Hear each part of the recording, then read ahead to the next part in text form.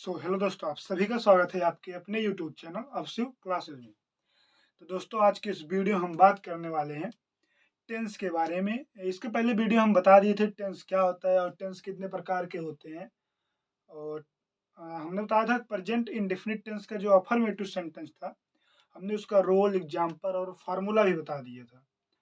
तो अब आगे हम बात करने वाले हैं प्रेजेंट इंडेफिनिट टेंस का ही निगेटिव सेंटेंस और फर्स्ट टाइप इंट्रोगेटिव या सेकंड टाइप इंट्रोगेटिव, जिसको हम यस नो टाइप इंट्रोगेटिव बोलते हैं और डब्ल्यू एच टाइप इंट्रोगेटिव भी बोलते हैं। तो चलिए आज उन सब के बारे में समझते हैं। टेंस होता क्या है, यानी हमारे निगेटिव क्या होते हैं, निगेटिव के फार्मूला क्या होते हैं और निगेटिव के एग्जाम्पल कौन कौन से, और किस बेस पे सेंटेंस को हिंदी से इंग्लिश में ट्रांसलेट किया जाता है। आज के इस वीडियो में समझने वाले हैं सभी चीजों को। तो सबसे पहले हम स्टार्ट करते हैं निगेटिव सेंटेंस से। निगेटिव सेंटेंस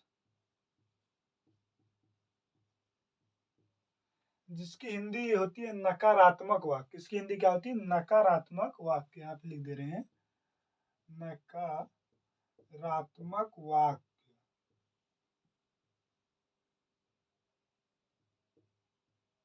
वाक्य अब नकारात्मक वाक्य क्यों बोलते हैं? क्योंकि इसके जो आंसर होते हैं, यानी जो इनका सेंटेंस होता है, उस सेंटेंस में हमेशा नहीं शब्द, यानी कंटिन्यू जो भी सेंटेंस आएगा निगेटिव का, उसमें नहीं शब्द का यूज होता है। कंटिन्यू का मतलब कंटिन्यूअस सेंटेंस नहीं, कंटिन्यू का मतलब लगातार जो भी सेंटेंस आएगा निगेटिव का, उसमें नहीं शब्द रहेगा। ठीक। तो सबसे पहले हम बताए थे प्रेजेंट इंडेफिनिट की पहचान करना। हम पहचान में लिखवाए थे कि इस टेंस के वाक्य के अंत में ता है, ती है, ते हैं आदि शब्द आते हैं। आदि शब्द का मतलब ता ती के अलावा ता हूं, ते हूं कुछ भी आ सकता है। ठीक। यानी अगर हम उसके जो है व्यंजन की बात करें तो व्यंजन में केवल ता और ह आएगा, मात्रा सब पे अलग अलग हो सकता है। ठीक।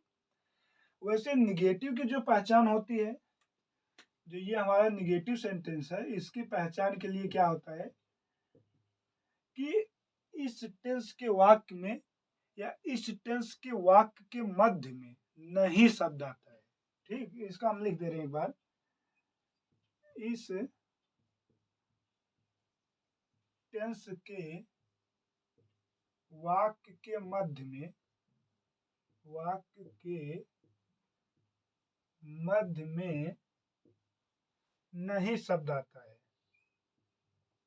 मध्य में नहीं शब्द आता है, आता है तथा अंत में, तथा अंत में ता है,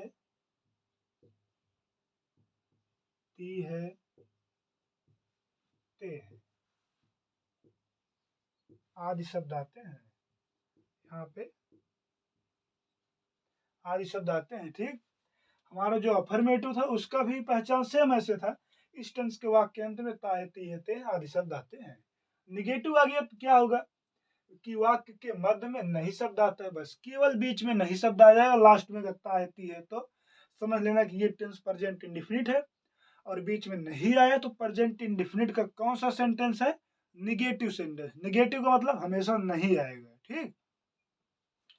अब इसकी बात करते हैं हम, इसका रूल क्या होता है। ठीक। इसके रोल पे हम चलते हैं। रोल होता क्या है इसका? रोल मीन्स होता है नियम। ठीक। रोल मीन्स क्या होता है? नियम। और इसका पहचान का इंग्लिश होता है रिकॉग्नाइज। अब हम बात करने वाले हैं नियम के बारे में।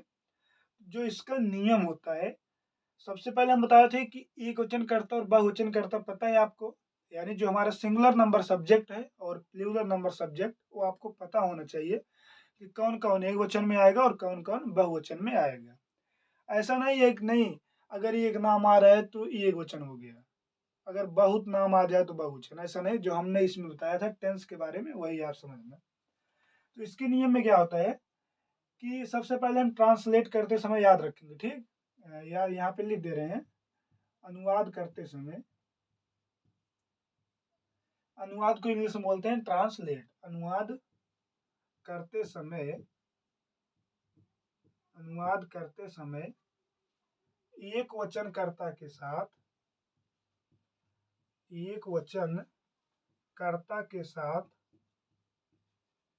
कर्ता के साथ, कर्ता मीन्स क्या है यहाँ पे सब्जेक्ट, एक वचन कर्ता के साथ डज नॉट तथा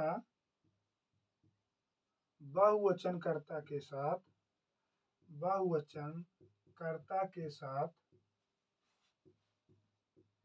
कर्ता के साथ डू नॉट लगाते हैं, डू नॉट लगाते हैं और मुख्य क्रिया का, मुख्य क्रिया का जिसको हम क्या बोलते हैं मेन वर्ब, मेन वर्ब, मुख्य क्रिया का फर्स्ट फॉर्म लिखते हैं, फर्स्ट फॉर्म लिखते हैं, लिखते हैं। ठीक, ये क्या है, इसका नियम होता है कि अगर सेंटेंस में एक वचन करता है तो डज नॉट लगाएंगे, नहीं होगा तब नॉट लगाएंगे, नहीं तो नहीं लगाएंगे, और बहुवचन रहेगा तो डू नॉट लगाएंगे। ठीक, अब इसकी बात करते हैं हम फार्मूला के बारे में, यानी इसका सूत्र क्या है, सूत्र या फार्मूला। ठीक, अब हम फार्मूला इसका देखेंगे। सबसे पहले हमारा सब्जेक्ट रहेगा यस, उसके बाद या तो डज रहेगा या फिर डू रहेगा, कर्ता के अनुसार आएगा, कर्ता एक वचन है तो डज, कर्ता बहुवचन रहेगा तो डू। उसके बाद नहीं आएगा रहेगा तो नॉट लगेगा, अगर नहीं आएगा सेंटेंस में तो नॉट लगाएंगे। उसके बाद क्या लिखेंगे, मेन वर्ब का क्या होगा फर्स्ट फॉर्म। ठीक, उसके बाद क्या होगा हमारा ऑब्जेक्ट होगा, उसके बाद क्या होगा अदर वर्ड होगा, अगर आया रहेगा अदर वर्ड तो नहीं आया रहेगा कोई बात नहीं। ठीक, अब हम बात करने वाले हैं सॉरी एग्जाम्पल के बारे में। इसका एग्जाम्पल क्या है, उदाहरण। एग्जाम्पल को हिंदी में क्या बोलते हैं, उदाहरण। ठीक, अब इसके उदाहरण समझते हैं। जैसे हमारा एग्जाम्पल हो गया, वह वह वह खाना नहीं पकाता है, वह खाना नहीं पकाता या पकाती लिख लो, नहीं पकाती है। ठीक, अब हम सीधा हमको ऐसे सेंटेंस दे दिए जाएगा, बोला जाएगा कि इसका आप ट्रांसलेट करो या इसका अनुवाद करो। ठीक, तो सबसे पहले हमारे माइंड में ये होना चाहिए कि लास्ट में कौन सा वर्ड आया है, यहाँ लास्ट में कौन सा व्यंजन आया है, कौन सा अक्षर आया है, कौन सा लेटर आया है, वर्ड नहीं लेटर, आप याद रखना केवल। ठीक, तो सीधे समझना कि अगर ता और हा दोनों आए, ता है ती है ते है, ठीक, तो समझ जाना कौन सा सेंटेंस होगा, प्रेजेंट इंडेफिनिट, क्योंकि हा शब्द किस में आता है केवल प्रेजेंट में, और ता किस में आता है इंडेफिनिट में, तो कौन सा हो गया प्रेजेंट इंडेफिनिट। ठीक, अब उसके बाद यहाँ बीच में अगर कुछ नहीं आया, यानी वह खाना पकाती है, ऐसा होता तो अफर्मेटिव हो जाता है, क्योंकि अफर्मेटिव में कभी नहीं शब्द लगता ही नहीं। और अगर बीच में नहीं आ गया तो समझ लेना कौन सा सेंटेंस है, निगेटिव सेंटेंस है। निगेटिव है पर किसका है, प्रेजेंट इंडेफिनिट टेंस का निगेटिव सेंटेंस है। ठीक, आपको ये माइंड में याद रखना कि ये प्रेजेंट इंडेफिनिट का निगेटिव सेंटेंस है।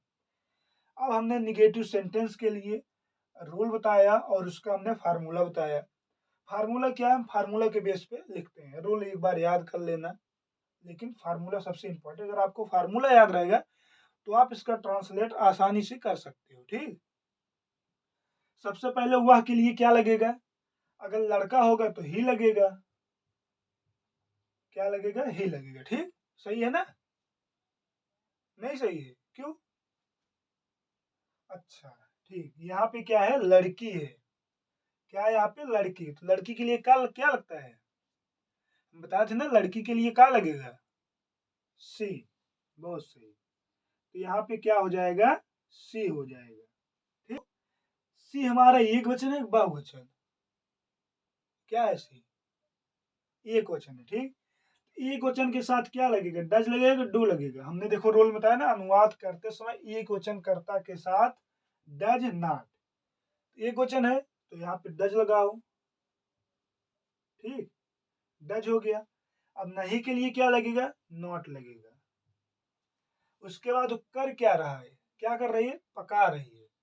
पकाना क्या होता है, कुक, ठीक। क्या पका रही है, खाना, तो खाना क्या होता है, फूड, ठीक। ये हो गया ट्रांसलेट। वह खाना नहीं पकाती है, सी डज नॉट कुक फूड। अब इसी तरह जैसे हमारा दूसरा एग्जाम्पल हम यहाँ पे समझ लेते हैं। हमारा दूसरा एग्जाम्पल जैसे हो गया,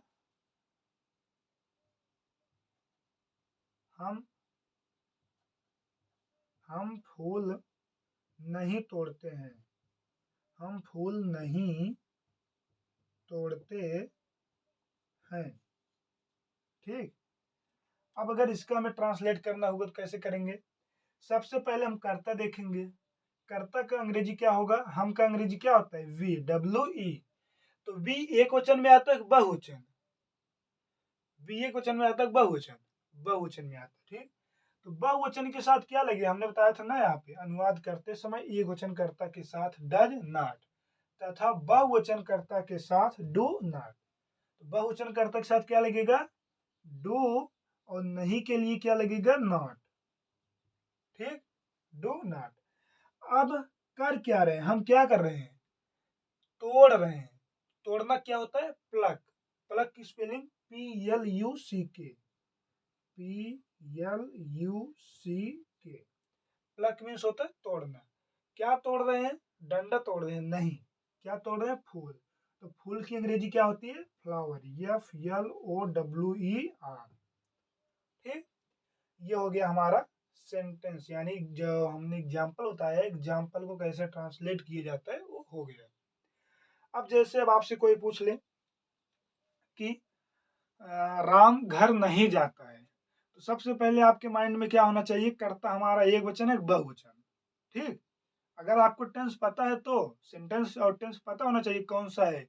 ये नहीं कि हमने बोल दिया राम घर नहीं जाता है, सीधा लगा दो Ram was not go to market या होम। तो आपको क्या होना चाहिए, टेंस पता होना चाहिए कि ये टेंस हमारा प्रेजेंट इंडेफिनिट है, और प्रेजेंट इंडेफिनिट का कौन सा है, कौन सा, निगेटिव है। तो निगेटिव में सहायक क्रिया क्या लगती है, डज नॉट और डू नॉट लगती है। तो डज नॉट कब लगेगा, एक वचन, डू नॉट कब लगेगा, बहुवचन। तो राम हमारा एक वचन है तो राम के साथ क्या लगेगा, does not. Ram does not, क्या कर रहे हैं राम, जा रहा है। तो जाना क्या होता है, गो, होता है गो, गो के साथ टू लगाते हैं हमेशा, गो टू होम या मार्केट, ठीक। अगर बाजार नहीं जा रहा है तो मार्केट, घर नहीं जा रहा है तो होम। अब इसी हिसाब से हमारा दूसरा एग्जाम्पल होता है,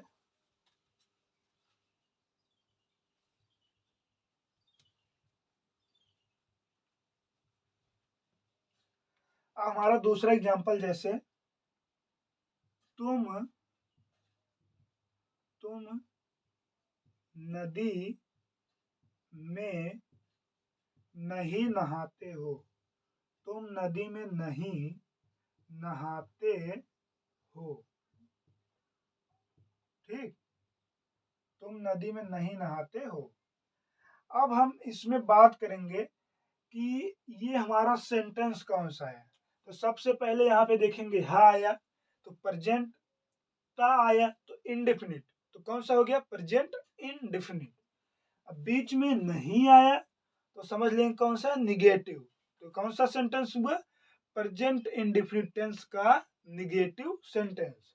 तो निगेटिव सेंटेंस के लिए हमने इसका रोल बताया और इसका फार्मूला बताया, कैसे इसको हम ट्रांसलेट करेंगे। तो अब तो काफी इजी हो गया होगा। तो तुम का क्या होता है, यू, ठीक। तुम या आप दोनों के लिए क्या हम यूज करेंगे, यू यूज करेंगे। यू हमारा एक वचन है, बहुवचन, यू बहुवचन है तो बहुवचन के साथ क्या लगेगा, डू, और नहीं के लिए क्या लगेगा, नॉट, ठीक। ये इतना हो गया हमारा, यू डू नॉट। अब तुम क्या करते हो, क्या नहीं करते हो, क्या है, नहाते, ठीक। तुम नहीं नहाते हो, नहाते का क्या होगा, नहाना क्या होता है? बाथ। बाथ की स्पेलिंग BOTH। बाथ मीन्स नहाना। कहाँ पे नहीं नहाते हो? नदी में। ठीक, तो में की अंग्रेजी क्या होगी? इन।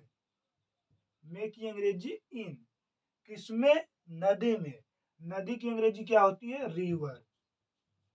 ठीक, you do not bath in river, या इन द भी लगा सकते हो, तब भी ठीक रहेगा। ठीक, अगर यहाँ पे आप बीच में इन के साथ द भी लगा रहे हो तब भी सेंटेंस आपका ठीक रहेगा, क्योंकि जब कोई चीज किसी चीज के अंदर होती है इन का यूज लगता है, लेकिन सेंटेंस हमेशा बनाते समय इन द लगा देंगे तो भी ठीक रहेगा। ठीक, इन द ये गलत नहीं रहेगा हमारा, लगाएंगे तब भी, नहीं लगाएंगे तब भी, दोनों तरफ से ये हमारा सेंटेंस सही है।